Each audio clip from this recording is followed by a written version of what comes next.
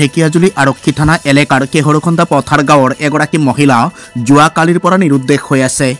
উপায়ন্তৰ হৈ মহিলাগৰাকীৰ স্বামীয়ে আজি ঢেকিয়াজুলি আৰক্ষীৰ আশ্ৰয় লোৱাৰ লগতে সংবাদ মাধ্যমৰ কাষ চাপিছে।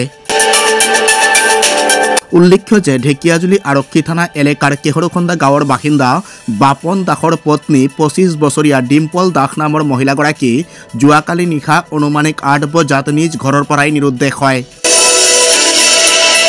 সেয়েহে মহিলাগৰাকীৰ সন্ধান বিচাৰি ঢেকিয়াজুলি আৰক্ষীৰ লগতে আজি সংবাদ মাধ্যমৰ কাষ চাপিল মহিলাগৰাকীৰ দুৰ্ভগীয়া স্বামী। যদি কোনো সদাশয় লোকে মহিলাগৰাকীক ক'ৰবাত দেখিবলৈ পায় তেন্তে ঢেকিয়াজুলি আৰক্ষী থানাত যোগাযোগ কৰিবলৈ অনুৰোধ জনাইছে মহিলাগৰাকীৰ স্বামীয়ে।